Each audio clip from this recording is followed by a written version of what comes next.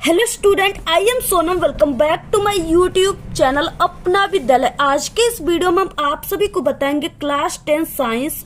ठीक है, आप सभी को 29 फरवरी का बिल्कुल वायरल पेपर हम आप सभी को बताएंगे, जो कि सबसे वायरल पेपर है। यानी आप सभी के ठीक है विज्ञान का 29 फरवरी का सबसे वायरल पेपर जो अगर हम आप सभी को बता दें तो सबसे वायरल पेपर है 824 EHC। ठीक है, ये बिल्कुल वायरल पेपर है और सेम यही पेपर आप सभी के यानी ऐसा ही पेपर आएगा आप सभी का 29 फरवरी विज्ञान के। और जितने भी स्टूडेंट इस पेपर को ठीक है 29 फरवरी विज्ञान के पेपर से अगर 1 घंटे भी पहले देख लेते हैं ना, तो वो सभी बच्चों का 70 में 70 नंबर साइंस में बिल्कुल रखा हुआ है। ठीक है, यानी पूरे के पूरे उनका 70 में 70 नंबर आएगा, क्योंकि ये पेपर जो है बहुत ही वायरल पेपर है और आप सभी का ये बिल्कुल 100% रियल पेपर है।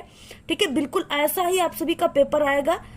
आप लोग इस पूरे पेपर को तैयार कर लो। यहाँ पे आपको पूरे के पूरे उत्तर के साथ बताएंगे, एक एक क्वेश्चन के आंसर को हम बहुत ही अच्छे तरीके से समझा कर बताएंगे। और जितने भी स्टूडेंट इस पेपर को ठीक है 29 फरवरी विज्ञान के पेपर से अगर 1 घंटे भी पहले देख लेते हैं ना, तो वो सभी बच्चों का 70 में 70 नंबर साइंस में बिल्कुल रखा हुआ है। ठीक है, यानी पूरे के पूरे उनका 70 में 70 नंबर आएगा, क्योंकि ये पेपर जो है बहुत ही वायरल पेपर है और आप सभी का ये बिल्कुल 100% रियल पेपर है। ठीक है, बिल्कुल ऐसा ही आप सभी का पेपर आएगा। आप लोग इस पूरे पेपर को तैयार कर लो। यहाँ पे आपको पूरे के पूरे उत्तर के साथ बताएंगे, एक एक क्वेश्चन के आंसर को हम बहुत ही अच्छे तरीके से समझा कर बताएंगे। अगर आप सभी लोग साइंस में कमजोर हो, आपकी साइंस की तैयारी अभी तक नहीं हुई, तो मात्र आप लोग इस पेपर को तैयार कर लो। आप लोग पूरे के पूरे 70 में 70 नंबर लाओगे, मेरी गारंटी है। ठीक है, यहाँ पे ये पेपर बहुत ही वायरल पेपर है और आप लोग इसको जरूर तैयार कर लेना। ठीक है, आप लोग ये जो 824 EHC है, इसको बिल्कुल आप लोग याद कर लो। बिल्कुल यही पेपर आप सभी के 29 फरवरी को आएगा। ठीक है, तो आप लोग देखिए, सबसे पहले इस वीडियो को लाइक कर दीजिए, चैनल पे नहीं तो चैनल को सब्सक्राइब कर दीजिए और इस वीडियो को बिना स्किप के पूरा लास्ट तक देखिएगा, तभी आपको 100% ये समझ में आएगा।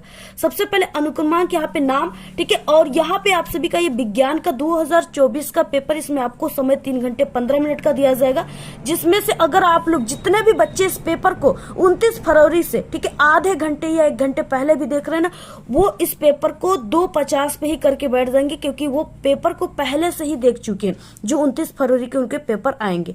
ठीक है, पूर्णांक 70 का रहेगा, पूरा का पूरा 70 में 70 नंबर छापोगे अगर आप लोग इसको पूरा तैयार कर लेते हो तब। निर्देश दिया 15 मिनट प्रश्न पत्र को पढ़ना है। प्रश्न पत्र जो है 2 खंडों में विभाजित है, खंड अ और खंड ब। यहाँ पे खंड अ जो है ये 3 उपखंडों में विभाजित है, खंड अ ब। ठीक है, जिसमें जैसे आपका जो साइंस है ये 3 पार्ट है इसके, फिजिक्स केमिस्ट्री बायोलॉजी, और तीनों से रिलेटेड ऑब्जेक्टिव पेपर में आएंगे और तीनों से रिलेटेड सब्जेक्टिव क्वेश्चन आएंगे। ठीक है, तो यहाँ पे उपखंडों में ये विभाजित है। और उसके बाद खंड अ जो इसमें ऑब्जेक्टिव क्वेश्चन जो कि 20 ऑब्जेक्टिव है, जिसका आंसर OMR शीट पे आप सभी को देना है।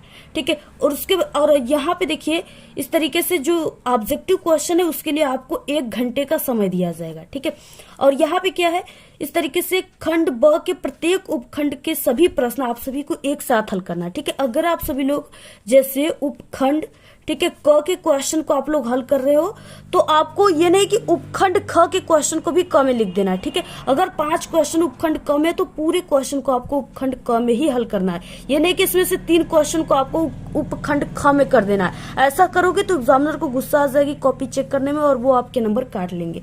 यहाँ पे देखिए सबसे पहले खंड अ है, जिसमें बहुविकल्पी क्वेश्चन है, जो बहुत ही वायरल है, इंपॉर्टेंट है। बिल्कुल ऐसा आप लोग इसको समझिए कि ये आपके पेपर में 29 फरवरी के छप चुका है। ठीक है, इतना ये इंपॉर्टेंट है। अभी अभी हमको ये पेपर मिला है और ये बहुत ही वायरल पेपर हो चुका है। आप लोग तैयार कर लेना, सभी जिलों में जो है यही सेम पेपर आप सभी के 29 फरवरी को आने वाला है।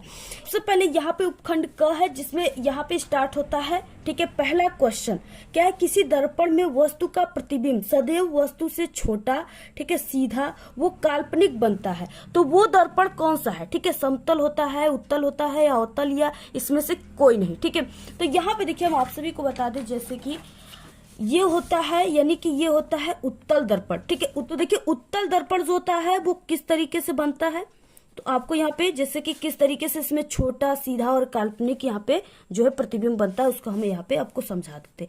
जैसे यहाँ पे इस तरीके से हमने क्या किया, एक कांच का टुकड़ा लिया है, कटे हुए भाग को लिया और इसको ऐसे कलई कर दिया। ठीक है, अब ये हमारा जो बन गया ये उत्तल दर्पण बनकर तैयार हो गया। अब इसके बीचों बीच से जाता है क्या, मुख्य अक्ष जाता है। अब यहाँ पे क्या किया हमने, एक वस्तु रख दिया। ठीक है, ऐसे एक वस्तु हम यहाँ पे रख दिए। यहाँ पे वस्तु हमारा ए है और बी है। अब यहाँ से हम एक किरण, दो किरणें डाला जाता है। पहला किरण हम यहाँ पे डालते हैं, ठीक है, वस्तु के सबसे ऊपरी सिरे पर।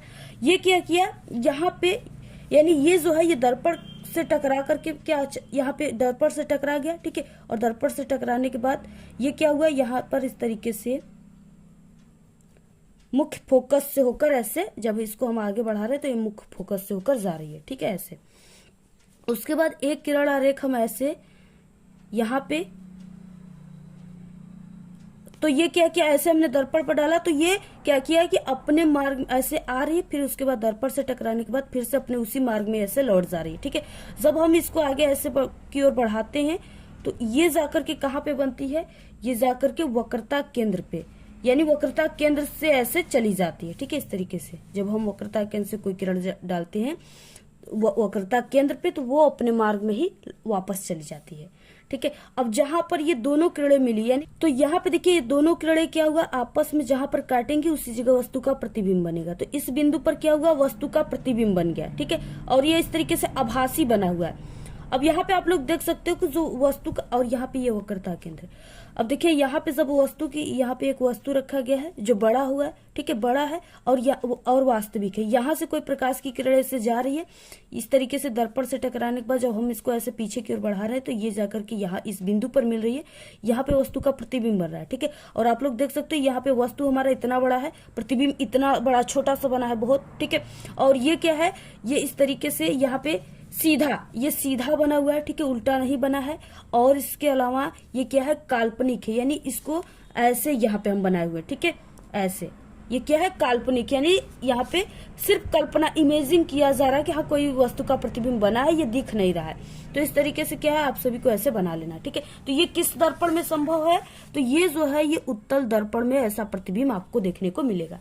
अगला क्वेश्चन देखिए क्या है, दूसरा क्वेश्चन है, काफी इंपॉर्टेंट क्वेश्चन है और ये बिल्कुल फिक्स क्वेश्चन पेपर में आएगा आपके।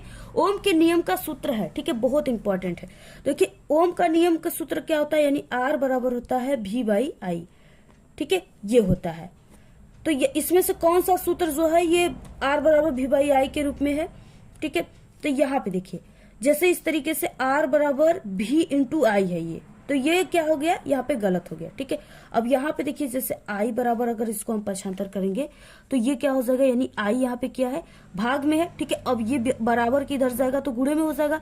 तो यहाँ पे हम V बराबर क्या लिख सकते हैं, यहाँ पे V बराबर हम लिख सकते हैं R/I, ठीक है, R/I, V बराबर ऐसे लिख सकते हैं। तो इसमें से कौन सा जो है राइट ऑप्शन है, तो यहाँ पे देखिए इसको इस तरीके से भी आप लोग लिख सकते हो, यहाँ पे I पहले लिख सकते हो, इंटू R बाद में लिख सकते हो, ठीक है। तो इसमें कौन सा जो ऑप्शन है वो राइट हो जाएगा, ऑप्शन नंबर यहाँ पे C राइट हो जाएगा, ठीक है। अब इसके बाद अगला है तीसरा नंबर का क्वेश्चन, विद्युत ऊर्जा की इकाई होती है, ठीक है। इकाई का मतलब मात्रक, यूनिट्स। तो यहाँ पे देखिए विद्युत ऊर्जा की जो मात्रक होता है, इकाई होता है, वो किलोवाट घंटा होता है। ऑप्शन नंबर D राइट है। अगला है चौथा क्वेश्चन, निकट दृष्टि दोष के निवारण के लिए चश्मे में उपयुक्त, ठीक है, करना चाहिए, यानी जो निकट दृष्टि दोष अगर कोई भी व्यक्ति को हो गया है तो अगर उसको चश्मा लग रहा है तो उसके चश्मे में कौन से लेंस का उपयोग किया जाएगा जिससे उसको निकट दृष्टि दोष उसका दूर हो जाए, ठीक है। तो किस, यानी कि यहाँ पे देखिए आपको ट्रिक यहाँ पे छोटी सी याद कर लेना है, ना दू, क्योंकि ये ट्रिक आपको याद कर लेना। अगर निकट दृष्टि दोष रहेगा तो उस व्यक्ति के चश्मे में, ठीक है, यानी अ से क्या हो जाएगा, ए से क्या हो जाएगा, अवतल लेंस का यूज होगा, ठीक है, अवतल लेंस का। और अगर यहाँ पे दूर दृष्टि रहेगा तो यू से क्या हो जाएगा, उत्तल लेंस का, ठीक है। यहाँ पे हम ट्रिक एक बनाया है अपने से, इस ट्रिक से आप लोग याद कर लीजिएगा। तो यहाँ पे निकट दृष्टि दोष है तो उस व्यक्ति के, ठीक है, चश्मे में कौन सा लेंस यूज होगा, अवतल लेंस, ठीक है, ऑप्शन ए राइट है। और लेंस का यूज होगा, दर्पण का नहीं। तो इस तरीके से ऑप्शन ए राइट है। अगला है क्वेश्चन 5 नंबर का, चुंबकीय बल रेखाएं हैं, यानी चुंबकीय बल रेखाओं का देखिए गुण क्या होता है, ठीक है। तो चुंबकीय बल रेखाएं जो होती है वो क्या करती है, वो एक दूसरे को कभी भी नहीं काटती है, ठीक है। तो यहाँ पे क्या हो जाएगा, एक दूसरे को कभी नहीं काटती। यहाँ पे चुंबकीय बल रेखाएं इस तरीके से हम आपको इससे रिलेटेड आप लोग इंपॉर्टेंट क्वेश्चन को भी तैयार कर लीजिएगा, ठीक है। इससे रिलेटेड इंपॉर्टेंट क्वेश्चन भी पेपर में आप सभी के आता है। तो इस तरीके से चुंबकीय बल रेखाएं निकलती है, ये वक्र के रूप में चलती है। तरीके से ये एक बिंदु से निकलती है और दूसरे बिंदु में आकर समाप्त हो जाती है, ठीक है। और ये वक्र के रूप में चलती है इस तरीके से। और ये रेखाएं देखिए एक दूसरे को यानी ऐसे जा रही है, निकल रही है, ऐसे जा रही है, एक दूसरे को ये नहीं काट रही है, ठीक है। ये एक दूसरे को नहीं काटती। अगर ये काट भी देती है तो ये संभव नहीं है, क्योंकि एक ही बिंदु पर दो चुंबकीय क्षेत्र शो करने लगेगा, ठीक है। तो इसलिए इनके गुण क्या है कि ये जो चुंबकीय बल रेखाएं हैं ये एक दूसरे को कभी भी नहीं काटती। अगला क्वेश्चन इंपॉर्टेंट क्वेश्चन है क्या कि प्रतिरोध का मात्रक है, ठीक है, एम्पियर, वोल्ट, ओम या कूलाम। तो प्रतिरोध का मात्रक ओम होता है, ठीक है। और इसका सिंबल कुछ इस तरीके से होता है, आप लोग इसको भी तैयार रखना।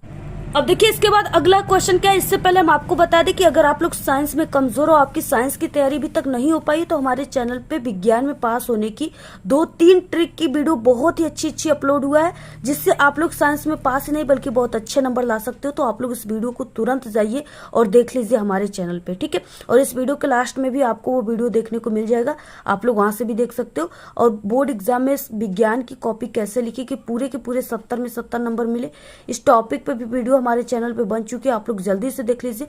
और उसके बाद देखिए अगला क्वेश्चन क्या, और हम आप सभी को बता दें ये जो पेपर है ये बिल्कुल 100% इसमें सभी क्वेश्चन जो है बहुत ही वायरल है। और आप सभी के अगर आप लोग इसको तैयार कर लेते हो मात्र इस पेपर को, तो आप लोग साइंस में पूरे 70 में 70 नंबर लेकर के आओगे। बिल्कुल 29 फरवरी को धुआं करके आओगे, बिल्कुल पेपर में आग लगा कर आओगे। अगला देखिए 7वां नंबर का क्वेश्चन है कि एक गोली दर्पण की वक्रता त्रिज्या 30 सेमी है, इसकी फोकस दूरी होगी, ठीक है। यहाँ पे वक्रता त्रिज्या जो है R बराबर 30 सेमी दिया हुआ है, ठीक है। इसका फोकस दूरी पूछ रखा है, तो यफ बराबर क्या होता है R/2 होता है, ठीक है। और यफ बराबर R का मान दिया हुआ है यहाँ पे 30 और बटे 2, ठीक है। ये इससे कट जाएगा, तो यफ बराबर यहाँ पे हमारे पास प्राप्त हो गया 15, ठीक है। यफ बराबर 15 सेमी। अब देखिए अगला क्वेश्चन क्या, उपखंड ख आ गया, यहाँ से स्टार्ट हो रहा है, ठीक है। यानी आपके केमिस्ट्री से रिलेटेड, रसायन विज्ञान से रिलेटेड क्वेश्चन यहाँ से स्टार्ट हो रहा है। देखिए खंड यहाँ पे क्या है, उपखंड ख है। क्वेश्चन नंबर 8वां है। 8वां का क है कि निम्नलिखित में से अम्लीय लवण कौन सा है, ठीक है। यानी अम्लीय लवण इसमें से कौन सा है। तो देखिए अम्लीय लवण जो होता है वो कौन सा होता है, यानी इसमें से ये सभी जो है यहाँ पे ये सब अम्लीय लवण नहीं है। अम्लीय लवण जो है वो NaHSO4, ठीक है। ये क्या है, अम्लीय लवण है। ऑप्शन नंबर बी राइट है। इसके बाद यानी कि सोडियम बाइसल्फेट, ठीक है, इसका नाम है। अगला क्वेश्चन है यहाँ पे 9 नंबर का, और ये काफी इंपॉर्टेंट है। ये क्वेश्चन पक्का पेपर में आने वाला है, बिल्कुल आप लोग 100% इसको तैयार ही कर लेना, ठीक है। Fe2O3 + 2Al, ठीक है। यहाँ पे रिएक्शन करने के बाद हमें प्राप्त हुआ Al2O3 + 2Fe। यह अभिक्रिया किस प्रकार की है, यानी ये अभिक्रिया किस प्रकार की अभिक्रिया है, ये विस्थापन अभिक्रिया। ऑप्शन नंबर यहाँ पे सी राइट हो जाएगा, क्योंकि जो यहाँ पे Fe2O3 है, ठीक है, इसमें क्या कर रहा है कि ये जो यहाँ पे Al है, एल्यूमिनियम है, ये क्या कर रहा है, इसको यानी इसके जगह Fe2 को क्या कर रहा है, विस्थापित कर दे रहा है, ठीक है। Fe को विस्थापित कर दे रहा है, और Al जो है इसके साथ क्या कर रहा है यहाँ पे, यानी Fe को यहाँ पे विस्थापित करके ये इसके साथ खुद यहाँ पे बन जा रहा है, ठीक है, एक तत्व का निर्माण कर रहा है। तो इस तरीके से क्या है, इसको Fe को इसमें से विस्थापित कर रहा है, तो ये विस्थापन अभिक्रिया। ऑप्शन नंबर सी राइट है। अब उसके बाद देखिए यहाँ पे 10 नंबर का क्वेश्चन है, एल्यूमिनियम की सतह पर ऑक्सीजन परत बनना कहलाता है, ठीक है। यानी एल्यूमिनियम की सतह पर जब ऑक्सीजन परत बनता है तो वो क्या कहलाता है, ठीक है। तो वो क्या कहलाता है, यहाँ पे एनोडिंग कहलाता है, ठीक है। ऑप्शन नंबर ए राइट है। अगला क्वेश्चन है, चिप्स के पैकेट में भरी जाने वाली गैस है। जब आप लोग कोई भी चिप्स लोगे 5 रुपए वाली या 10 रुपए वाली, ठीक है, तो आप लोग देखोगे कि उसकी पैकेट होती है वो काफी उसमें गैस भरा होता है, यानी फूला होता है, ठीक है। तो आप लोगों ने कोई भी चिप्स लोगे उसमें खाने वाली सभी पदार्थ जो है उसमें थोड़ा बहुत ऐसे फूला रहेगा उसके पैकेट, ठीक है। तो उसमें जो है हवा नहीं भरा होता है, ऑक्सीजन नहीं भरा होता है, ठीक है। उसमें गैस भरी होती है, ठीक है। वो गैस क्या होती है, वो गैस यहाँ पे नाइट्रोजन गैस होती है, ठीक है। कौन सी gas, nitrogen gas. Nitrogen gas उसमें इसलिए भरी जाती है क्योंकि जो उसमें चिप्स है, कुरकुरे है ना, खाद्य पदार्थ, वो खराब न हो जल्दी, ठीक है, इसलिए उसमें नाइट्रोजन गैस भरी जाती है। अगला क्वेश्चन यहाँ पे 12 नंबर का, क्षारीय विलयन का पीएच मान है। देखिए क्षारीय विलयन का जो पीएच मान होता है वो 7 से अधिक होता है, ठीक है। ऑप्शन नंबर डी राइट है। अगर हम यहाँ पे बात करें कि उदासीन विलयन की पीएच मान कितना होता है, ठीक है, उदासीन विलयन की तो 7 होता है। उदासीन विलयन में जैसे हो गया H2O, ठीक है। जल का पीएच मान कितना होता है, तो 7 होता है। इसको भी आपको तैयार कर लेना है।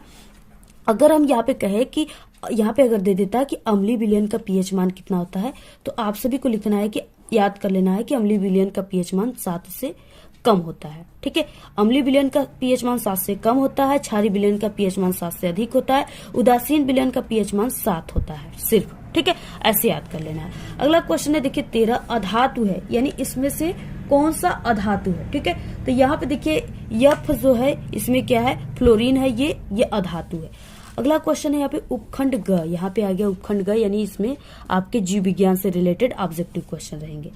यहाँ पे 14 नंबर का क्वेश्चन है कि मेंडल के अनुसार मटर के शुद्ध लंबे पौधे का जीन प्रारूप होता है। ठीक है, क्या होता है, तो यहाँ पे कैपिटल टीटी होता है, ऑप्शन नंबर ए राइट है। अगला है 15 क्वेश्चन, स्वपोषी पोषण हेतु क्या आवश्यक है। ठीक है, स्वपोषी पोषण यानी स्वपोषी का मतलब जो अपना भोजन स्वयं बनाता है। ठीक है, अपना भोजन स्वयं बनाता है, जैसे इसमें आगे पेड़ पौधे पादप आ गए। ठीक है, यानी पेड़ पौधे। तो देखिए जो पेड़ पौधे होते हैं वो कैसे अपनी भोजन बनाते हैं, तो उनको कार्बन डाइऑक्साइड लेना पड़ता है, जो कि यानी जीवों के द्वारा उनको मिलता है। ठीक है, यानी मानव के द्वारा, हम लोगों के द्वारा उनको कार्बन डाइऑक्साइड मिलता है, और जल की मात्रा वो लेते हैं, और उनको इनकी पत्तियां जो होती है हरी दिखाई देती हैं। ठीक है, वो हरा क्यों दिखाई देती है जो पेड़ पौधे की पत्तियां, क्योंकि उसमें क्लोरोफिल पाया जाता है, पढ़हरीम पाया जाता है। ठीक है, जिसके पढ़हरीम के माध्यम से ही वो सूर्य के प्रकाश में जो पेड़ पौधे होते हैं ना, वो अपना भोजन बनाते हैं। ठीक है, तो यहाँ पे हो गया क्लोरोफिल, उसके बाद सूर्य का प्रकाश। तो इस तरीके से ये सभी चीजें जो है यहाँ पे स्वपोषी के लिए आवश्यक है। अगला है देखिए 16 क्वेश्चन, मूत्र निर्माण होता है, मूत्र निर्माण कहाँ पे होता है, तो ये बिक में होता है, ऑप्शन ए राइट है। अगला है देखिए लार में कौन सा एंजाइम पाया जाता है। ठीक है, लार में कौन सा एंजाइम पाया जाता है, एमिलेज पाया जाते हैं। ठीक है, ऑप्शन नंबर बी राइट है। अगला क्वेश्चन है यहाँ पे 18, हीमोग्लोबिन महत्वपूर्ण भूमिका निभाता है।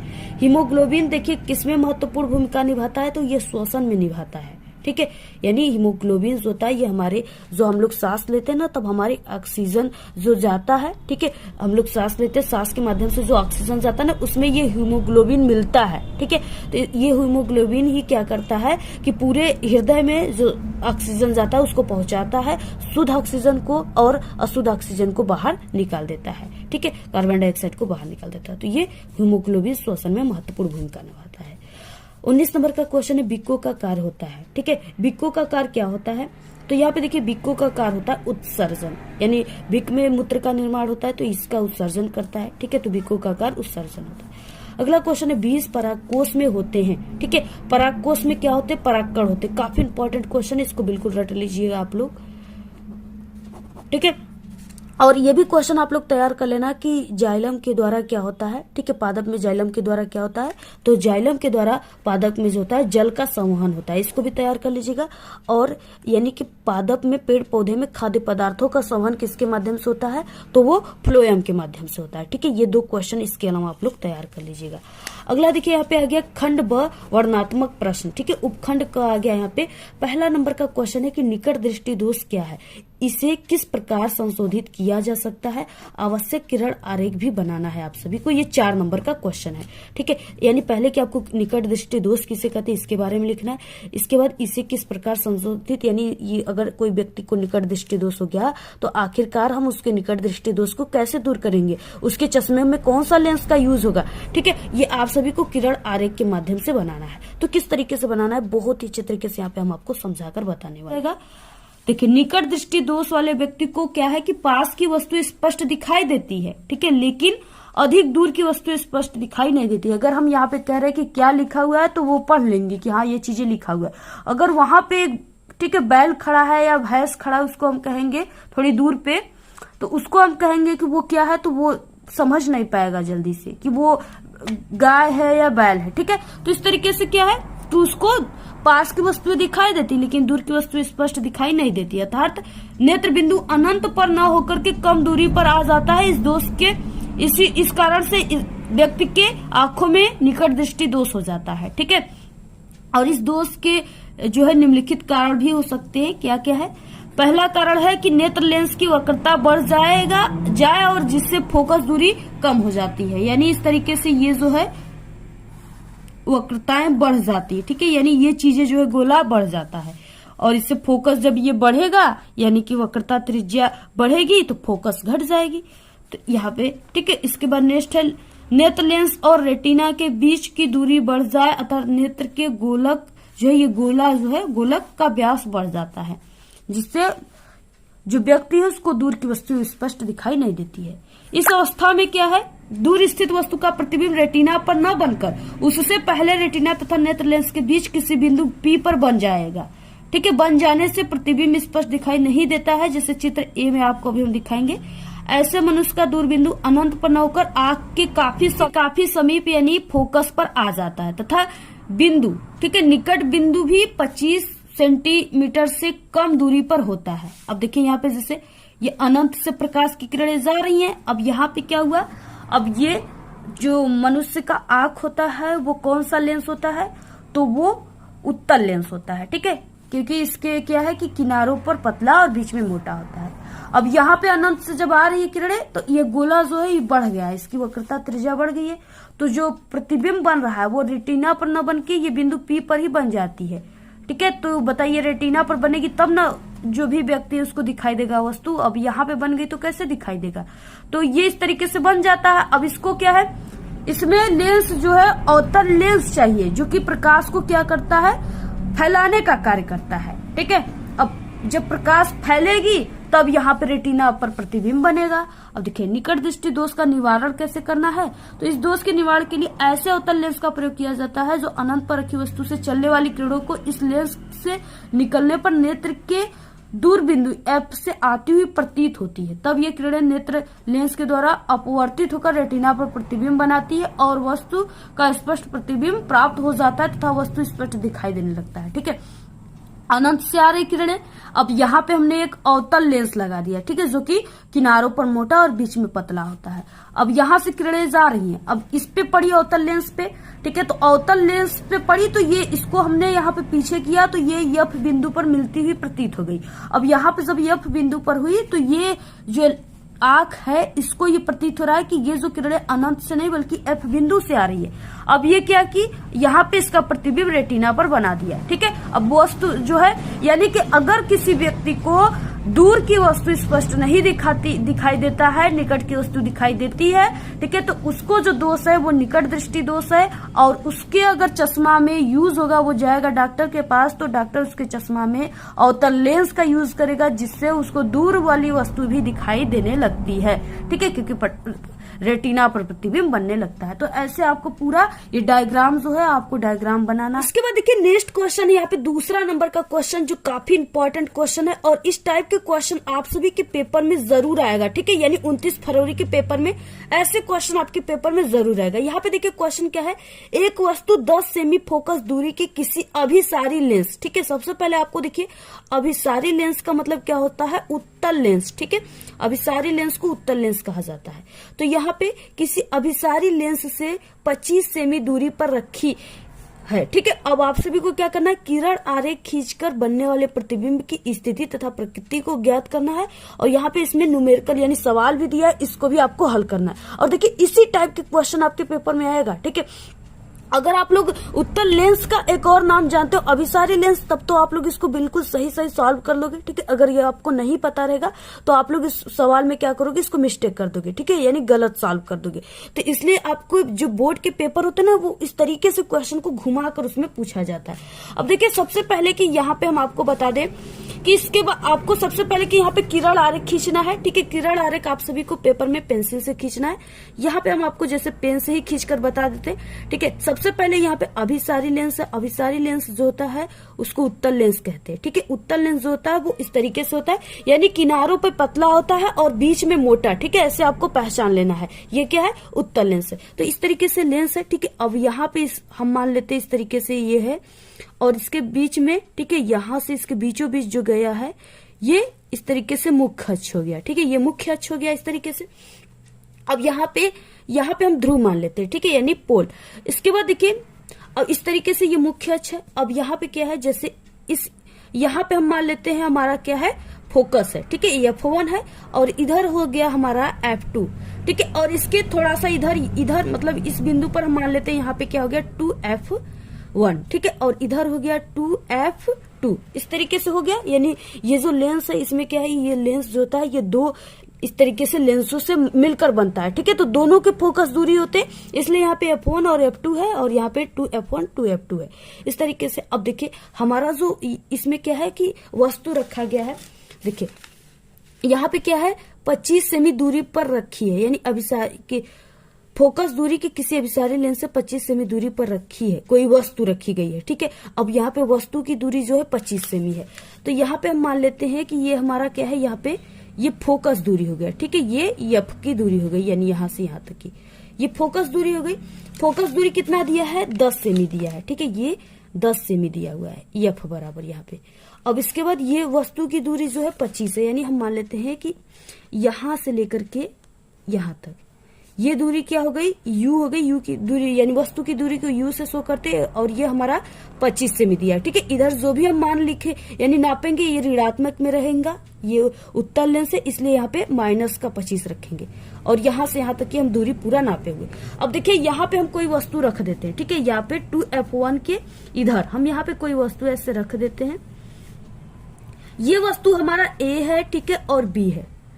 और जैसे हम आपको ये किरण आरेख बता रहे हैं ना, ऐसा आपको पूरे YouTube पर कोई नहीं बताएगा। जैसा हम बता रहे हैं बिल्कुल वैसे ही आप सभी को समझना है और इसी तरीके से आपको पेपर में बना लेना है। ठीक है, ऐसे यानी लेंस वाले और दर्पण वाले जरूर ऐसा डायग्राम आपके पेपर में किरण आरेख खींचने के लिए आता है, जरूर आएगा। ठीक है, तो जो दर्पण वाला है उसको हम पहले से बता चुके, यानी जो इसके पहले हम पेपर दिए थे उसमें बताए हुए। ठीक है, इसमें हम आपको लेंस वाला बता रहे। अब देखिए क्या है, इस तरीके से हमने पूरी चीजों को यहाँ पे बना लिया। अब यहाँ पे क्या किया, आप सभी को इस यानी कि जो ये वस्तु है इसके ऊपरी सिरे से आपको 2 किरण आरेख डाला जाता है। ठीक है, प्रकाश किरणें। अब यहाँ पे पहली प्रकाश की किरणें हम इस तरीके से मुख्य अक्ष के समानांतर डाले। ठीक है, यहाँ पे इस तरीके से, यानी ये बिल्कुल सिधाई में होनी चाहिए ऐसे। ठीक है, इसके यहाँ पे हमने डाला। अब यहाँ पे क्या हुआ, ये इस तरीके से यहाँ से ऐसे कट करके ये क्या हो गया यहाँ पे F2 जो है इससे F2 बिंदु से यानी फोकस से होकर के इस तरीके से चलाया। ठीक है, और एक किरण आरेख हम ऐसे डालेंगे वस्तु के ऊपरी सिरे से और यहाँ पे हम ये जो ध्रुव है ना इससे हम डालेंगे। ठीक है, ऐसे इस तरीके से हमने ये किरण आरेख यहाँ से ले लिया। अब आपको ऐसे एरो भी दिखा देना है, एरो जरूर दिखाना है। ठीक है, अब क्या हुआ, यहाँ पे ये दोनों किरणें यानी ये दोनों किरणें कहाँ पे मिल रही है, इस बिंदु पर ये दोनों किरणें ऐसे मिल रही हैं। ठीक है, और यहाँ पे वस्तु का जो प्रतिबिंब बनेगा वो उल्टा बनेगा। तो इस तरीके से यानी आप सभी को ये ज्ञात करना है कि यहाँ पे जो ये वस्तु बना हुआ है, वस्तु का यहाँ पे प्रतिबिंब बना हुआ है, ये कितने दूरी पर यानी V बराबर क्वेश्चन मार्क, ये कितने दूरी पर बना हुआ है, यही आप सभी को इसमें सॉल्व करना है। ठीक है, तो यहाँ पे देखिए ये जो यहाँ पे वस्तु है ये क्या है, बड़ा बना हुआ है। और ये जो है इधर जितने भी आप लोग यहाँ पे दूरियां यानी लेंस की इधर जितने भी दूरियां आप लोग नापोगे, ठीक है, ये प्लस में रहेंगे। ठीक है, और इधर क्या रहेगा, माइनस में रहेगा।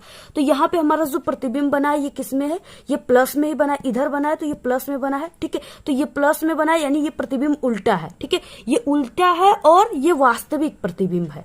तो ऐसे आप सभी को यानी किरण आरेख सबसे पहले किस तरीके से बना लेना है। ठीक है, देखिए ये 4 नंबर का क्वेश्चन है ना, तो 2 नंबर आप सभी को यहाँ पे देखिए किरण आरेख खींचना है, तो किरण आरेख पर 2 नंबर मिलेगा और 2 नंबर आप सभी को यहाँ पे एक सवाल दिया है, उसको हल करोगे तब मिलेगा। अब देखिए इसको हल कैसे करना है, सबसे पहले यहाँ पे आपको यानी इसको ऐसे बनाने के बाद पेंसिल से यहाँ पे आपको लिखना है लेंस के सूत्र से। ठीक है, या लेंस के सूत्र ऐसे। अब लेंस का सूत्र क्या होता है, यानी इसको आप लोग 1/F बराबर 1/V माइनस 1/U। ठीक है, ये लेंस का सूत्र हो गया। इसको हम ऐसे पक्षांतर करके लिख सकते हैं यहाँ पे 1/V माइनस 1/U बराबर 1/F। ठीक है, इसको हम ऐसे भी लिख सकते हैं। अब इसी पर हम क्या करेंगे, मान को रख देंगे, आंसर आ जाएगा। 1/V का मान हमें ज्ञात करना है माइनस 1/U का मान यहाँ पे हमने आप सभी को बताया कितना है, -25 है। ठीक है, तो यहाँ पे हो गया 1/-25 बराबर यहाँ पे 1/F का मान जो है हमारे पास यहाँ पे 10 है। ठीक है, तो यहाँ पे हम 10 रख देंगे। उसके बाद देखिए 1/V अपने जगह पर है। ठीक है, और यहाँ पे ये माइनस से माइनस कट गया, ये 1/+ का 25 हो गया। ठीक है, तो यहाँ पे बराबर 1/10 ये अपने जगह पर है और 1/25 जो प्लस में है ये बराबर की इधर जाएगा माइनस में हो जाएगा, तो यहाँ पे माइनस 1/25 हो जाएगा। ठीक है, इसका हम यहाँ पे ले लेते हैं लघुत्तम। अब यहाँ पे इसका हम क्या ले लेते हैं, 50 ले लेते हैं। ठीक है, 50 ले लेते हैं और यहाँ पे हो गया 10 5 कितना होता है, 50। ठीक है, और यहाँ पे माइनस का चिन्ह है, माइनस लगाना है और 25 दूना के 50। ठीक है, तो यहाँ पे हमारे पास क्या प्राप्त हो जाएगा, यानी कि यहाँ पे 1/V बराबर यहाँ पे प्लस के 5 में से माइनस का 2 जाएगा, 3 बचेगा, ठीक है, 3/50। अब हमें क्या करना है, भी बराबर निकालना है। तो इसका जब आप लोग इसमें करोगे और इसमें करोगे तो यहाँ पे भी बराबर हमारे पास आ जाएगा 50/3, ठीक है। और जब आप सभी लोग इसका भाग दोगे तो देखिए 3 का इसमें 5 में कितनी बार जाएगा, 1 बार में जाएगा, ठीक है। तो यहाँ पे आ जाएगा 1 और यहाँ पे यानी 16.66 करके आएगा। तो यहाँ पे आपको 7 cm, ठीक है। यानी कि इस तरीके से ये क्या आ गया, यहाँ पे भी बराबर आप लोग यहाँ पे अच्छे तरीके से लिख लीजिए 16.67 cm, ठीक है। ये हो गया इसका आंसर।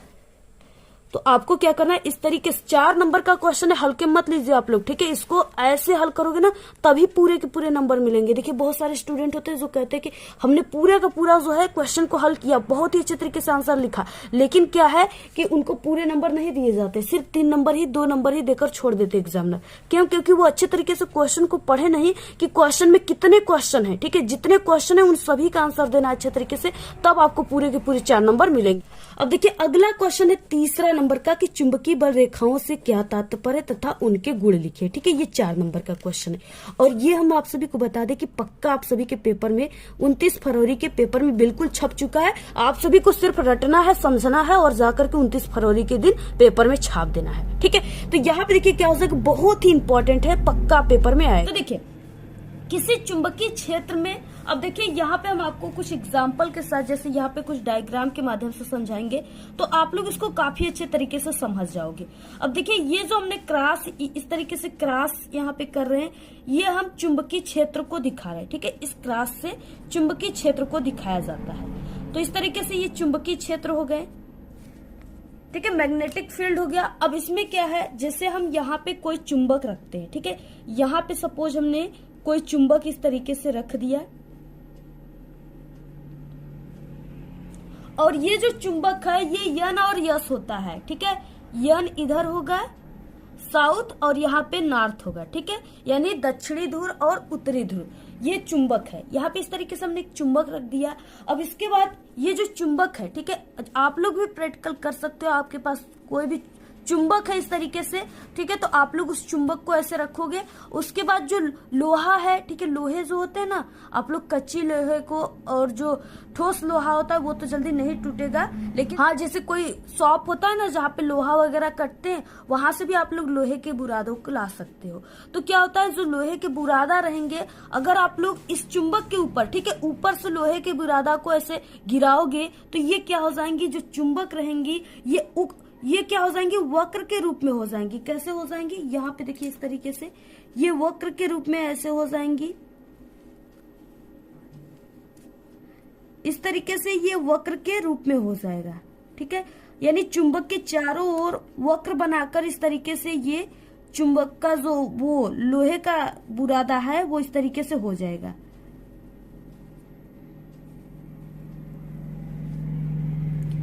और यहाँ पे ये किस तरीके से निकल रहा है, यानी इधर से ये निकल रहा है ऐसे, और बाकी इधर जो है ऐसे ये निकल रहा है, निकलकर वक्र के रूप में जाकर इधर जो है ये समाप्त हो जा रहा है, ठीक है। इधर क्या हो जा रहा है, समाप्त हो जा रहा है। अब देखिए यानी कि ये क्या होता है, ये नॉर्थ से निकलकर ये वक्र के रूप में जाता हुआ ये यहाँ पे यानी दक्षिणी ध्रुव में समाप्त हो जाता है, ठीक है। तो ये वक्र के रूप में चलते, देखिए अब यहाँ पे क्या है, अब आपको ये समझना होगा कि किसी चुंबकीय क्षेत्र में चुंबकीय बल रेखाएं वो काल्पनिक, ये रेखाएं क्या है, काल्पनिक रेखाएं, यानी ये एक प्रकार से सिर्फ कल्पना किया जा रहा है ऐसे कि ये वक्र के रूप में आती हैं।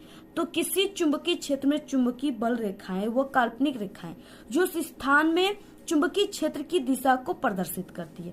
और ये जो यहाँ पे है, ठीक है, यहाँ पे कोई हम स्पर्श रेखा ऐसे खींचेंगे तो ये क्या कर रही है, चुंबकीय क्षेत्र की दिशा को प्रदर्शित कर रही है।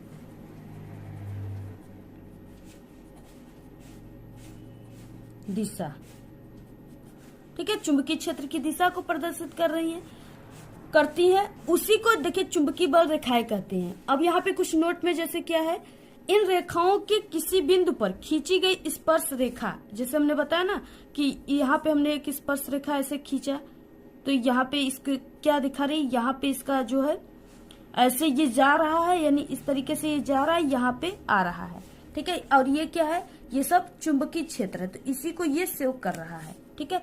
तो इन रेखाओं के किसी बिंदु पर खींची गई स्पर्श रेखा उस बिंदु पर चुंबकीय क्षेत्र की दिशा प्रदर्शित करती है, ठीक है। इसी को क्या कहते हैं, चुंबकीय बल रेखाएं कहते हैं। अब देखिए चुंबकीय, ये तो था चुंबकीय यानी कि चुंबकीय क्षेत्र को किस तरीके से चुंबकीय बल रेखाएं यहाँ पे शो करती हैं, ये चीजें था, ठीक है। बाकी यहाँ पे अब आ गया गुण, यानी इसका गुण क्या था। अब देखिए इसको आपको काफी अच्छे तरीके से समझना है, चुंबकीय बल रेखाओं के गुण।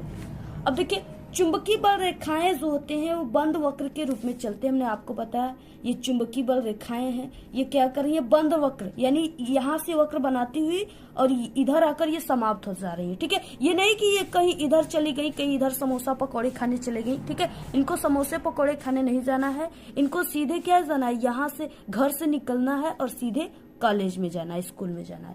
तो ये उस तरीके से जा रही है, ठीक है। और बाकी अपने मार्ग से, ये नहीं कि इधर उधर चली जाए, सिर्फ वो ये अपने मार्ग पे ही आती हैं। तो ये बंद वक्र के रूप में चलती है। जैसे ये चीजें क्या है, वक्र है और ये बंद वक्र है, इसी के रूप में चुंबकीय बल रेखाएं चलती हैं। बाकी दूसरा क्या है, चुंबकीय बल रेखाएं जो है वो एक दूसरे को कभी भी नहीं काटती। आप लोग यहाँ पे देख रहे हो कोई भी रेखा है, जैसे यहाँ पे एक रेखा, दूसरा रेखा, ये रेखाएं आपस में कहीं पर भी काटी हुई है, नहीं न काटी है। यहाँ से निकलकर सीधे ऐसे जा रही है, यहाँ से निकलकर दूसरी रेखा ऐसे जा रही है, बाकी इधर की रेखाएं ऐसे जा रही, कहीं पर भी नहीं कि ये एक दूसरे को ऐसे आ रही है, बाकी दूसरा जो है ऐसे काटता हुआ जा रहा है। ऐसे जो है कभी भी ये रेखाएं नहीं काटेंगी, ठीक है। अगर ये काटेंगी तो वहां पे क्या हो जाएगा, चुंबकीय क्षेत्र की दो दिशाएं हो जाएंगी। वो रेखाएं दो दिशाओं को चुंबकीय क्षेत्र के प्रदर्शित करेगा, जो कि संभव नहीं है, यानी बिल्कुल असंभव है। कभी भी ये रेखाएं एक दूसरे को आपस में नहीं काटती, ठीक है। बिल्कुल ये फ्रेंडशिप करके रहती हैं, कभी भी ये फ्रेंडशिप नहीं तोड़ती। इसके बाद देखिए तीसरा क्या है, चुंबकीय बल रेखाएं सदैव चुंबक के, ठीक है, उत्तरी ध्रुव से निकलती हैं तथा वक्र बनाती हुई चुंबक के दक्षिणी ध्रुव में प्रवेश करती हैं तथा चुंबक के भीतर से होती हुई पुनः उत्तरी ध्रुव में वापस आ जाती हैं। हमने आपको यहाँ पे बताया कि ये जो चुंबकीय बल रेखाएं हैं, ठीक है, ये क्या कर रही हैं, ये मतलब क्या, नॉर्थ मतलब उत्तरी ध्रुव, ठीक है। इसका मीन्स उत्तरी ध्रुव, यानी ये उत्तरी ध्रुव से निकलती हैं, ये वक्र बनाती हुई दक्षिणी ध्रुव में क्या करती हैं, प्रवेश करती हैं। और यहाँ से फिर इधर से ये रेखाएं क्या होती है, बीच में से ऐसे जाती हैं इस तरीके से, और फिर से ये क्या करती है, नॉर्थ से निकलकर फिर से ये साउथ की ओर आती है, ठीक है। यानी फिर से ये उत्तरी ध्रुव से निकलकर दक्षिणी ध्रुव में आती है, यही यहाँ पे बोला गया है। तो इस तरीके से इस फिगर को आप लोग जो जहां पर भी ये आएगा क्वेश्चन, ठीक है, पेपर में, तो इस फिगर को आप लोग ये डायग्राम को खींच कर ही आप लोग इसको लिखिएगा, जिससे आपको लिखने में भी सुविधा हो जाएगी। और आप लोग इसको पेंसिल से बनाइएगा।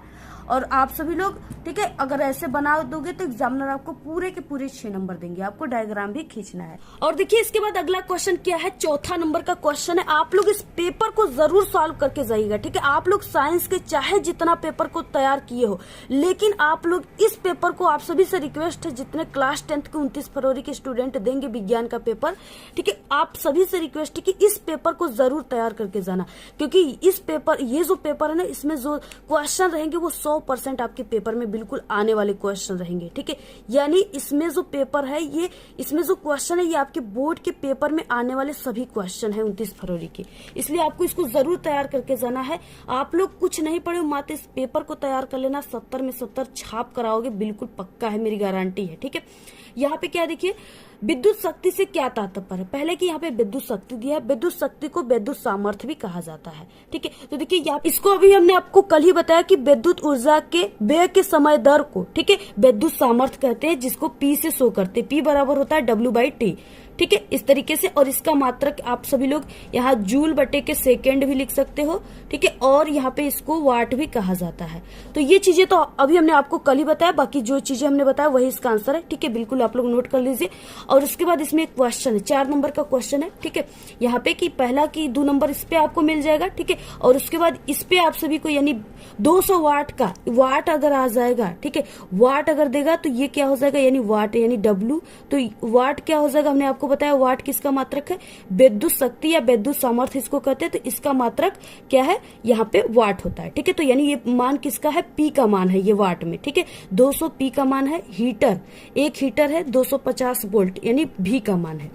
के मेंस से जुड़ा है। गणना करना है आपको। फर्स्ट बिंदु है यहाँ पे पॉइंट की हीटर में प्रवाहित धारा आई के मान को गणना करना है, ठीक है। और उसके बाद हीटर का प्रतिरोध R बराबर क्वेश्चन मार्क, और इसके बाद 10 घंटे में जो विद्युत ऊर्जा यानी व्यय ऊर्जा है उसको ज्ञात करना है।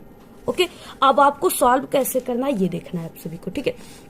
सबसे पहले हमने आपको बताया कि यहाँ पे वाट जो है वो यहाँ विद्युत सामर्थ्य का मात्रक है, तो P बराबर हमारे पास दिया हुआ था यहाँ पे 200 वाट, ठीक है। उसके बाद V बराबर कितना दिया था, 250 वोल्ट दिया हुआ था। अब यहाँ पे हमें सबसे पहले क्या ज्ञात करना था, पहला ज्ञात करना था हमें, आप लोग क्वेश्चन में देख सकते हो कि यहाँ पे हीटर में प्रवाहित धारा को ज्ञात करना है, ठीक है। यहाँ पे क्या हो जाएगा,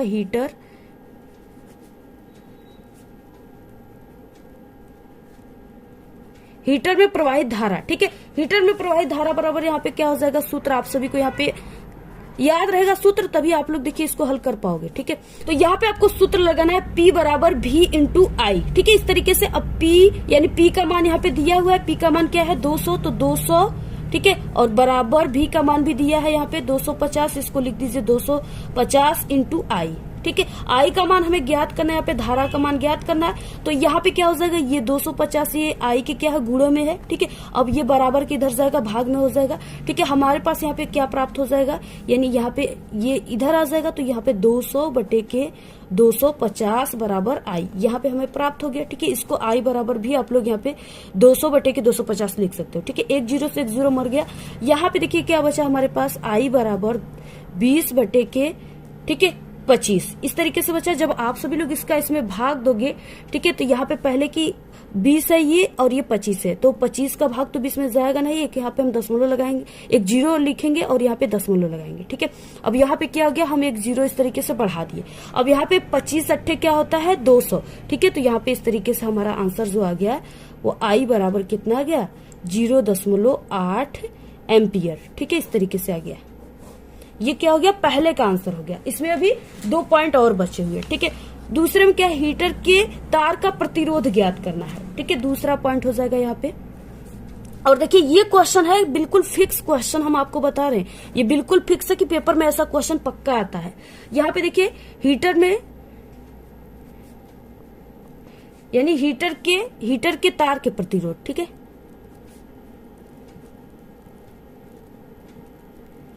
हीटर के तार का प्रतिरोध क्या हो जाएगा यहाँ पे, इसका देखिए सूत्र आपको याद होना चाहिए, P बराबर आई का स्क्वायर इंटू आर, इस तरीके से हो गया। अब यहाँ पे देखिए P का मान हम रख देंगे यहाँ पे 200 हो जाएगा, ऊपर दिया है ना यहाँ पे इस तरीके से, तो यहाँ पे 200 बराबर यहाँ पे आई का मान क्या है, यहाँ पे आई का मान अभी हमने जस्ट निकाला, यहाँ पे क्या हो जाएगा 0.8 का यहाँ पे स्क्वायर है तो स्क्वायर कर देना है, इंटू आर का मान नहीं दिया ज्ञात करना है, ठीक है। तो यहाँ से ये क्या हो जाएगा, फिर से ये भाग में हो जाएगा इधर, तो ये 200 बटे के 0.8 का स्क्वायर, ठीक है, बराबर यहाँ पे आर हो जाएगा।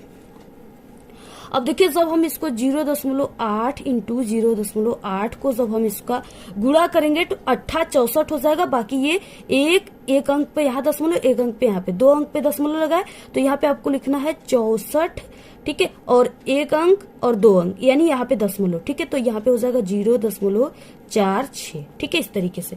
तो यहाँ पे हमारा आर बराबर क्या हो जाएगा 0.64, ये आर का मान निकल गया। अगला देखिए यहाँ पे तीसरा है, इसमें तीसरा पॉइंट क्या है, इस तरीके से इसमें है कि 10 घंटे में व्ययित विद्युत ऊर्जा, ठीक है, यानी 10 घंटे में जो ऊर्जा व्यय हुआ है उसको आपको निकालना है।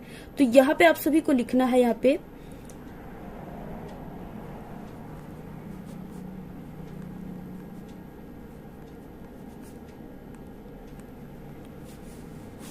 तो यहाँ पे देखिए व्ययित विद्युत ऊर्जा, ठीक है, या इसको आप लोग विद्युत ऊर्जा भी लिख सकते हो इस तरीके से।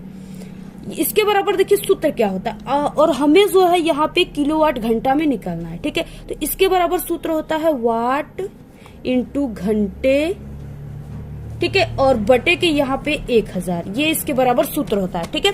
जब भी यहाँ पे आ जाएगा समय, यानी उसमें आप सभी को विद्युत ऊर्जा निकालना रहेगा ना, समय दिया रहेगा, तो यही फॉर्मूला आपको इसमें यूज करना है, ठीक है, इस वाले क्वेश्चन में। अब इसके बाद देखिए वाट हमारे पास 200 था, इंटू घंटा जो है, घंटा कितना दिया देखिए 10 घंटे, ठीक है। तो यहाँ पे 10 लिख देना है, बटे के 1000 है, यहाँ पे एक जीरो से एक जीरो चला गया, एक लड्डू से एक लड्डू, एक लड्डू से एक लड्डू, ठीक है। हमारे पास क्या बचा यहाँ पे तो इस तरीके से हमारे पास बचा यहाँ पे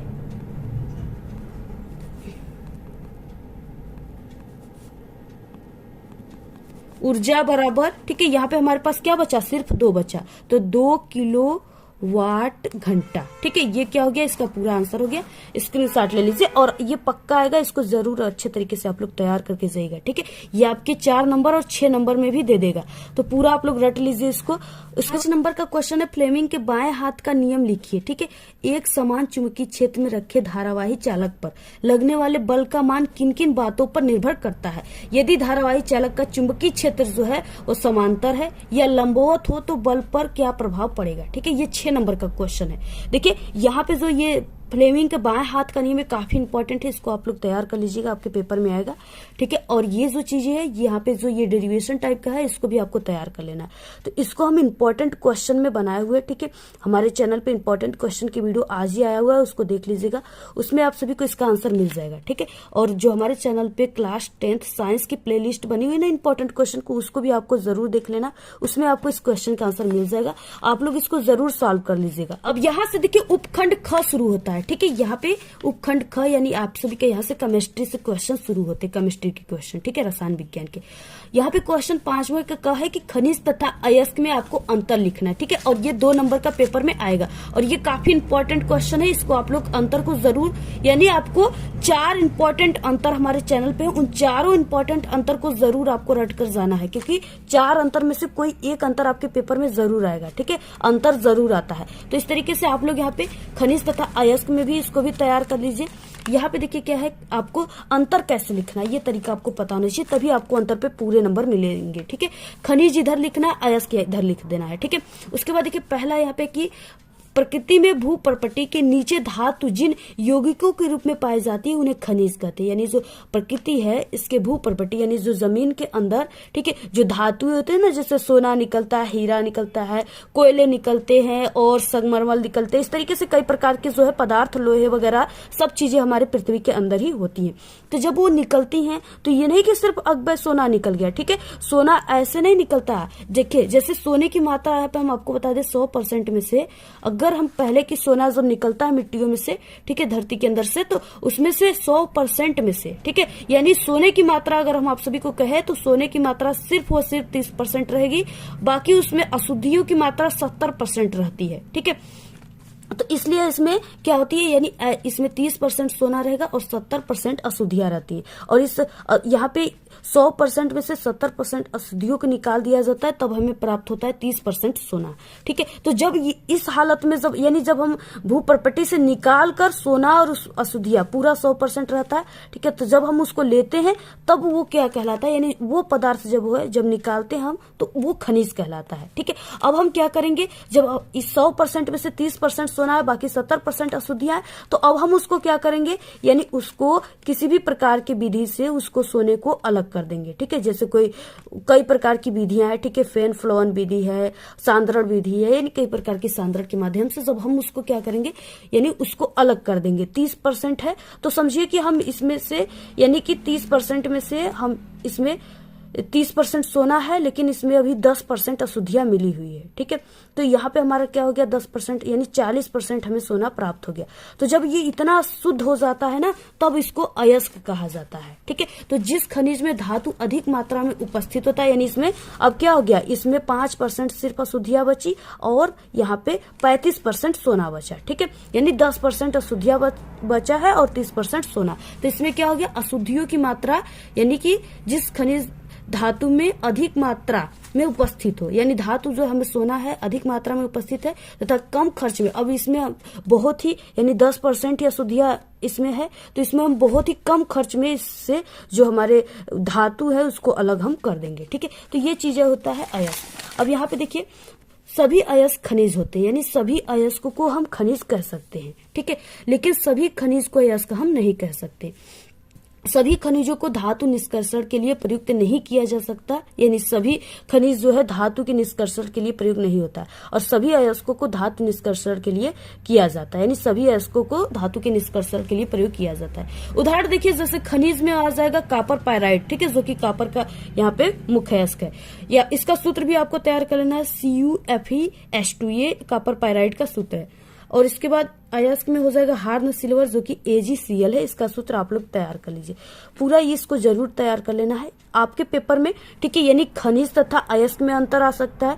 इसके अलावा आप सभी के अम्ल तथा क्षार में अंतर आ सकता है, ठीक है। धमनी तथा सीरा में अंतर आ जाएगा, और उसके बाद रुधिर तथा लसिका में अंतर आ जाएगा, ठीक है। और श्वसन तथा श्वासोच्छ्वास में अंतर आ जाएगा। स्वपोषण तथा परपोषण में अंतर आ जाएगा, स्वपोषी तथा परपोषी, ठीक है। और परागण तथा परपरागण में अंतर, इतना अंतर आपको जरूर तैयार कर लेना है, ठीक है। और आपको बाद में ये नहीं कहना है कि मैम ये अंतर आपने बताया था, ये अंतर हमने याद करके नहीं गया और हमने नहीं लिख पाया, ठीक है। या इतना अंतर जितना बताया उतना जरूर आपको रट कर जाना है। हमारे चैनल पे पूरे अंतर के आपको यानी हम वीडियो बना दिए इससे पहले, उसको देख लेना है पूरा स्क्रीन से। यहाँ पे देखिए प्लास्टर ऑफ पेरिस बनाने की विधि तथा उपयोग लिखना है, ठीक है। विधि देखिए क्या है, सबसे पहले आपको यहाँ पे विधि जान लेना है। पहले विधि आप सभी को क्या लिखना है, सूत्र अगर याद है तो आप लोग इसको विधि इसका समझ जाओगे, ठीक है। देखिए प्लास्टर ऑफ पेरिस कैसे बनता है, जब जिप्सम को गर्म किया जाता है, ठीक है, तो उसमें जल के अणु उसमें से निकल जाते हैं तो वो प्लास्टर ऑफ पेरिस बन जाता है, ठीक है। ये विधि हो गया। सूत्र अगर आपको यहाँ पे समीकरण भी लिख देना है, ठीक है। अगर यहाँ पे 2 नंबर का है तो समीकरण आप लोग लिख सकते हो। यहाँ पे हो जाएगा यानी CaSO4.2H2, ये हो गया जिप्सम का सूत्र। आप लोग सूत्र फार्मूला को जरूर तैयार करके जाइएगा, ठीक है। सभी प्रकार के फार्मूला जैसे सोडियम क्लोराइड हो गया, सोडियम हाइड्रोक्साइड हो गया, ठीक है, ये पोटेशियम हाइड्रोक्साइड हो गया, यानी पूरा आप सभी को सोडियम कार्बोनेट हो गया, सोडियम बाइकार्बोनेट हो गया, ठीक है। इस पूरे का सूत्र आपको तैयार करके ही जाना है पेपर में। देखिए इसके बाद यहाँ पे हो गया यानी जब हम इसको गर्म करेंगे इस तरीके से, जब इसको हम गर्म करेंगे तो यहाँ पे क्या प्राप्त हो जाएगा, देखिए Ca, ठीक है, SO4 हाफ, ठीक है, H2O ये प्राप्त हो गया, और यहाँ पे हाफ H2O प्राप्त हो गया, और प्लस यहाँ पे 3/2H2O, ठीक है। इस तरीके से हमारा प्राप्त हो गया। यहाँ पे ये हो गया यानी प्लास्टर ऑफ पेरिस बनाने की ये समीकरण हो गया।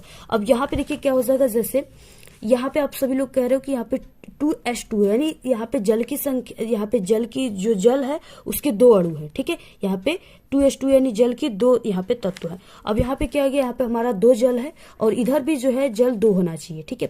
तो यहाँ पे क्या हो गया, यहाँ पे हमने 1/2 और यहाँ पे 3/2 लिखा है। आप सभी को ये कंफ्यूज यहाँ पे हो गया आप लोग, ठीक है। आप सभी को ये समझ में नहीं आ रहा होगा कि आखिर ये 1/2 और 3/2 क्यों लिखा गया है, ठीक है। तो यहाँ पे देखिए जब हम इसको 1/2 प्लस 3/2 करेंगे, ठीक है, तो ये हमारा दोनों हर समान है तो इसको हम 2 लिख देंगे, बाकी ये 3 और 1 क्या हो जाएगा, 4 हो जाएगा, ठीक है। जब हर समान रहता है तो ऊपर के जुड़ जाते हैं, तो ये 4/2 आ गया। अब यहाँ पे ये क्या हो गया, ये कट गया 2, ठीक है, ये 2 1 कम 2 और यहाँ पे हो गया, ठीक है, 2 दूना के 4 और 2 कम 2, तो यहाँ पे हमारा 2 प्राप्त हो गया। अब इसको देखिए हम यहाँ पे क्या है 2H2 यानी इधर क्या है जल के 2 अणु है, ठीक है। तो इधर भी हमारे जल के 2 ही अणु है, लेकिन क्या है हमारे लिखने का तरीका अलग अलग है, ठीक है। 1/, यानी इसमें सूत्र में आपको ऐसे ही लिखना ही पड़ेगा। बाकी यहाँ पे देखिए ये दोनों कट गए तो यहाँ पे क्या बचा, हमारे पास 2 ही बचा, तो यहाँ पे जो है जल की संख्या 2 ही है, लेकिन इस तरीके से लिखना है। तो ये हो गया आप सभी को प्लास्टर ऑफ पेरिस बनाने की विधि, ठीक है। अब इसका उपयोग क्या है, तो देखिए प्लास्टर ऑफ पेरिस को आप लोग जानते ही होंगे, सभी लोग प्लास्टर ऑफ पेरिस को देखे हैं, ठीक है।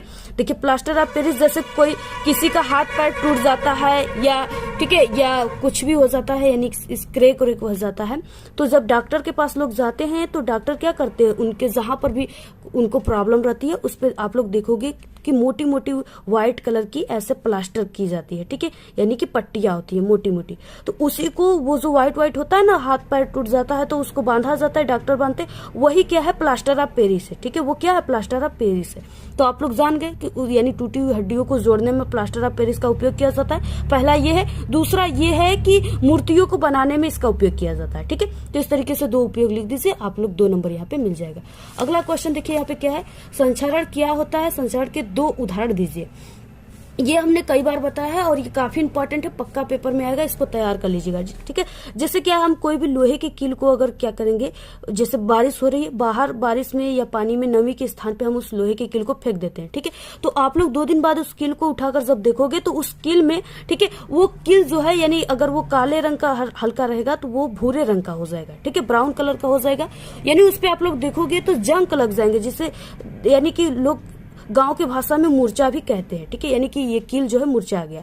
तो ये क्या है, इस तरीके से उसमें मूर्छा लग जाता है, यानी उसमें जंक लग जाती है, ठीक है। अगर वही कील को आप लोग पेंट में डुबो करके, या ऐसे कोई आयल है उसमें आप लोग डुबो करके, ठीक है, अगर उसको ऐसे बारिश में फेंक दिए, नमी के स्थान पे फेंक दिए जहां पे जैसे नमी हो, ठीक है, तो वो जो है कील नहीं मुरझाएगा, ठीक है, उस पर जंक नहीं लगेगा।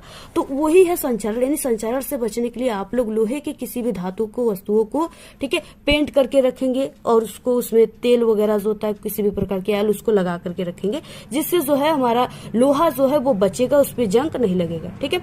तो इस तरीके से यही आप सभी को 2 उदाहरण है यहाँ पे, आप लोग इस तरीके से लोहे के कील को ऐसे उदाहरण जो हमने बताया उसको लिख दीजिएगा।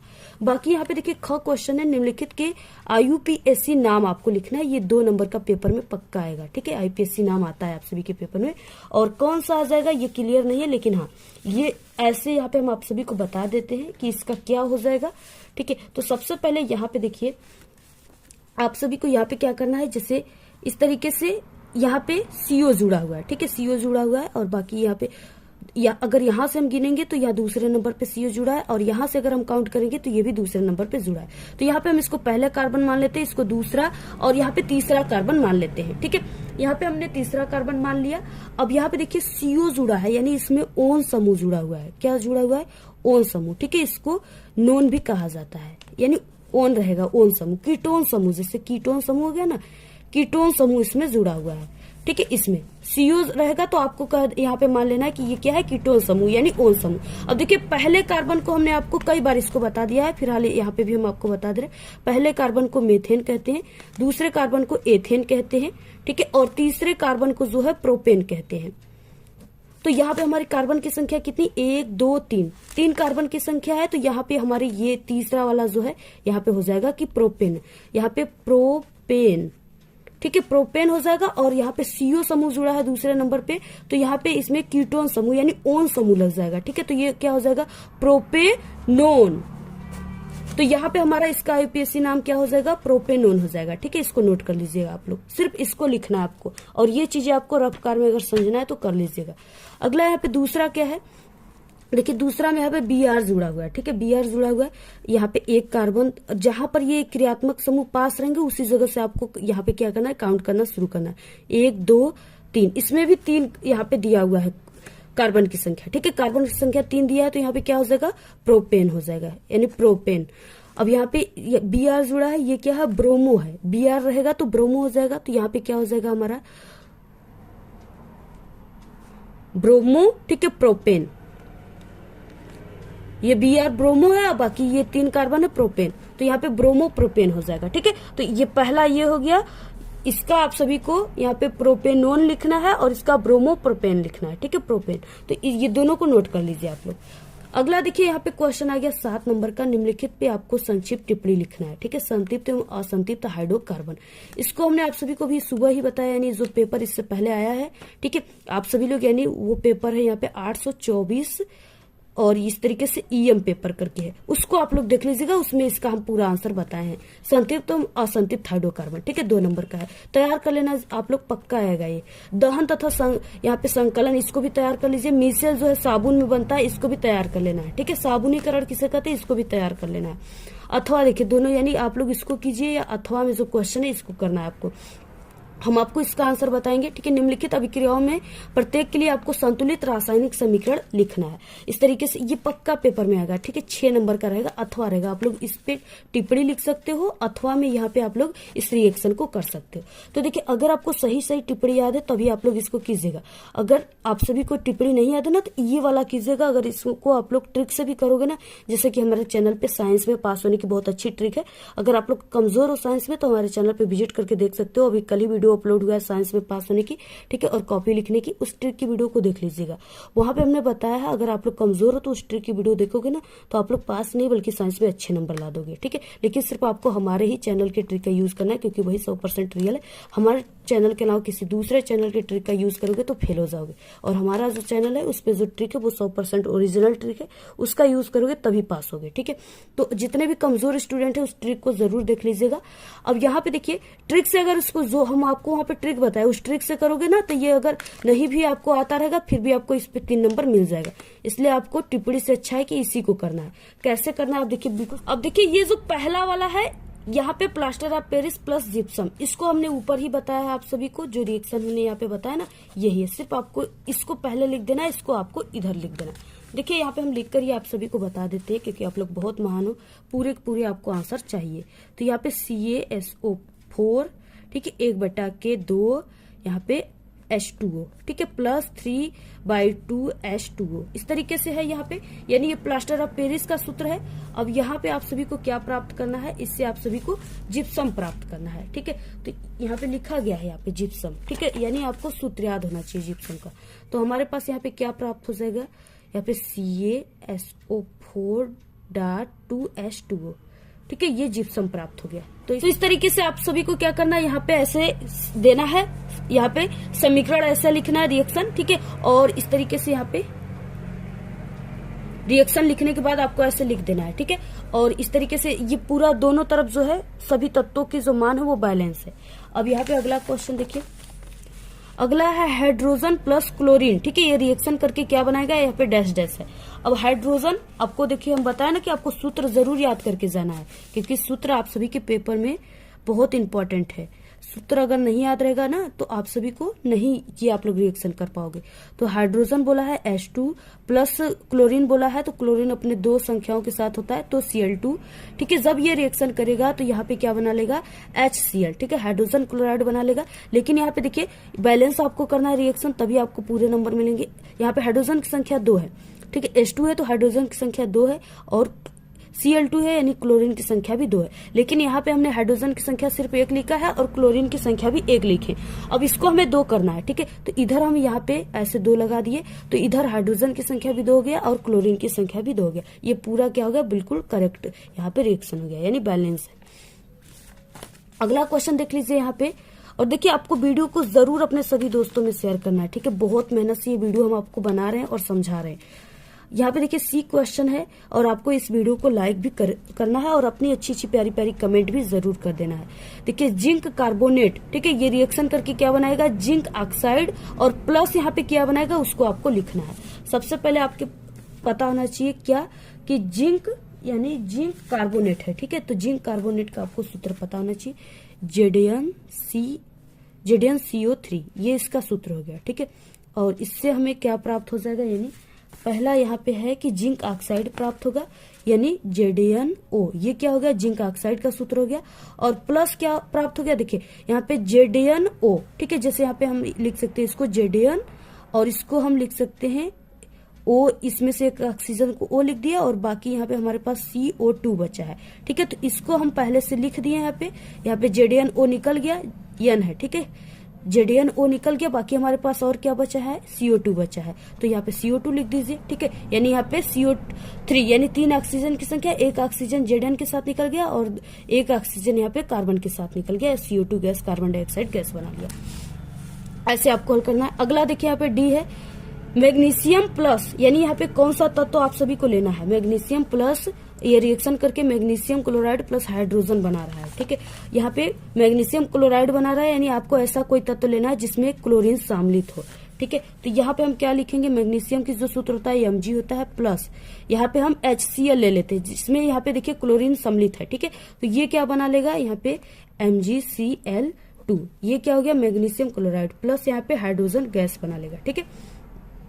यहाँ पे देखिए हाइड्रोजन की संख्या 2 है, इधर 2 लगा दीजिए, ठीक है, हाइड्रोजन की संख्या 2 हो गया, क्लोरीन की संख्या 2 है, 2 हो गया इधर क्लोरीन की संख्या, ये क्या हो गया, पूरा ये बैलेंस हो गया, ठीक है। यहाँ पे कौन सा नंबर का क्वेश्चन है, तो D नंबर का क्वेश्चन है। अगला देखिए यहाँ पे क्या हो गया, E नंबर का क्वेश्चन।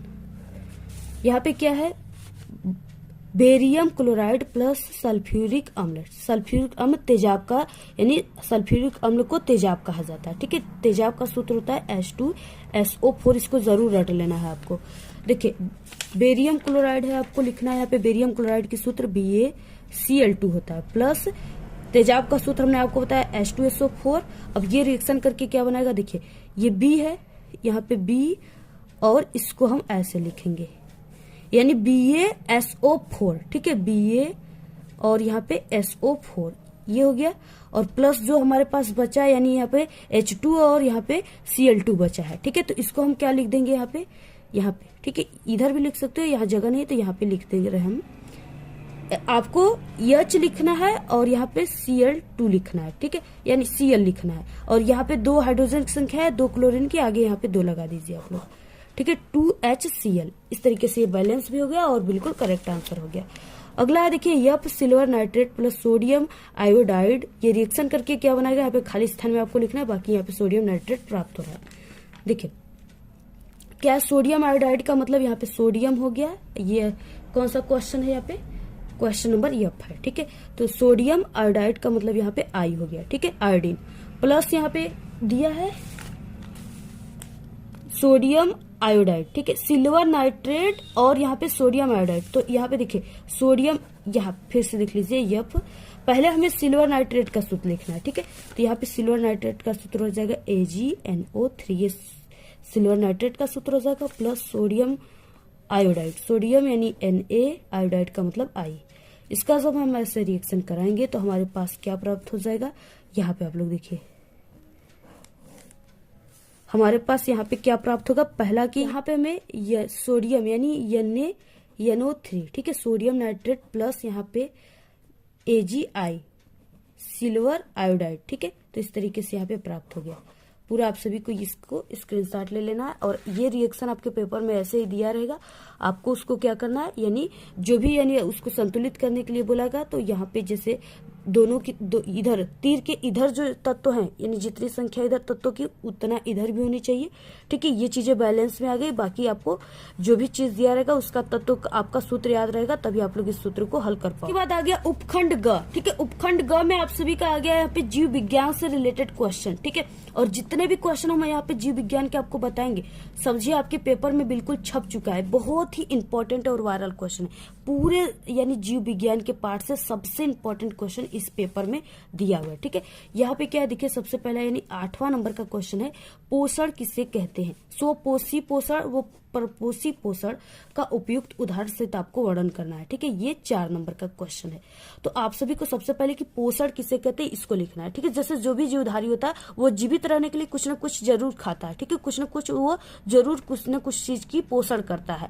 तो उसी को यानी जो भी चीज को, जैसे उसके पोषण में कार्बोहाइड्रेट्स भी सम्मिलित होता है, प्रोटीन भी सम्मिलित होता है, ठीक है, खनिज लवण भी सम्मिलित होते हैं। तो इस तरीके से क्या है, जो भी वो तत्व लेता है अपनी भूख को मिटाने के लिए, जीवित रहने के लिए, उसको पोषण कहा जाता है। स्वपोषी पोषण यानी जो अपने से ही अपना जो है भोजन बनाकर पोषण करते हैं, जैसे पेड़ पौधे हो गए, ठीक है, तो ये स्वपोषी पोषण कहलाता है। परपोषी पोषण में जैसे इसमें क्या हो गया, फफूंदी वगैरह जो होता है ना, तो ये क्या होता है, एक दूसरे पर ये आधारित रहते हैं, तो इसको परपोषी पोषण कहते हैं।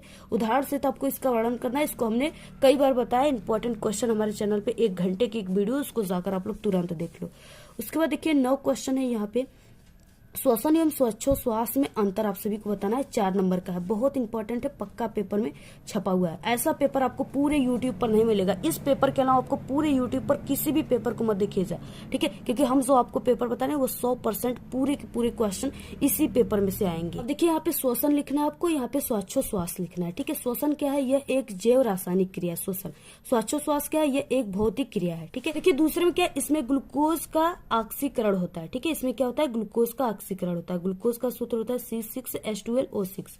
और इसमें क्या होता है, इसमें O2 का ग्रहण तथा CO2 मुक्त किया जाता है, ठीक है, श्वासोच्छ्वास में। अगला इसमें है कि इसमें ऊर्जा प्राप्त होती है, यानी श्वसन में ऊर्जा प्राप्त होती है, और इसमें ऊर्जा नहीं प्राप्त होती, ठीक है, यहाँ पे इस तरीके से लिखा हुआ है। इसके बाद इसमें क्या है, यह क्रिया कोशिका के अंदर होती है, यानी श्वसन की क्रिया कोशिका के अंदर होती है, और यह क्रिया जो है कोशिकाओं के बाहर होती है। श्वासोच्छ्वास की क्रिया कोशिकाओं के बाहर होती है। तो ये 4 आपको अंतर लिख देना है पेपर में, 4 नंबर पर। इसके बाद अगला है 10 नंबर का क्वेश्चन, परिवार नियोजन किसे कहते हैं। मानव जनसंख्या वृद्धि को रोकने का उपाय का उल्लेख करना है, 4 नंबर का है, ठीक है। ये परिवार नियोजन वाला क्वेश्चन बहुत इंपॉर्टेंट है, पक्का आप सभी के पेपर में बिल्कुल छपा है। जिस दिन आप लोग पेपर देकर आओगे ना, उस दिन आपको समझ में आएगा कि काश हम इसको काफी अच्छे तरीके से, जब मैम ने बताया तो उसको पढ़ लिया होता। तो आज हम हम कितना अच्छे तरीके से इसको बैठकर सिर्फ छापते हैं। ठीक है, तो अभी से तैयार कर लो। 11 नंबर का क्वेश्चन है, मनुष्य के पाचन तंत्र का आपको नामांकित चित्र बनाना है। ठीक है, 6 नंबर का क्वेश्चन है। अथवा अगर चित्र नहीं बनाना चाहते हो आप लोग, नहीं आता है आपको, तो मेंडल के नियमों की एक एक उदाहरण से आपको व्याख्या कर देना है। 3 नियम दिया था, तीनों आप सभी को क्या करना है, नियमों की व्याख्या करना है। ठीक है, तो इस तरीके से देखिए यहाँ पे अथवा जैसे मनुष्य के पाचन तंत्र का आपको नामांकित चित्र बनाना है, तो आपको चित्र बनाकर इसके बारे में 6 नंबर का है तो थोड़ा बहुत लिख भी देना है। जैसे देखिए चित्र कैसे बनाना है आप सभी को, तो यहाँ पे तो ये जो चित्र है ये क्या है, मनुष्य के पाचन तंत्र का चित्र है, या इसे आहार नाल का चित्र भी आप लोग कह सकते हो। तो पहले कि आप सभी को यहाँ पे एक मनुष्य बना देना है। ठीक है, इस तरीके से मनुष्य बना लेना है, इसका पूरा आकार ऐसे बना लेना है। इसके बाद यहाँ पे आंख वगैरह बना दो, और यहाँ पे देखिए मुंह से क्या होता है, ऐसे जब भी ये मुख गुहा हो गया, ये मुंह हो गया। ठीक है, यहाँ पे हम लोग खाना खाते, पानी पीते, तो यहाँ पे क्या हो गया, इसमें जो है जीवा होती है, ग्रंथियां 3 ग्रंथि होती है इसमें।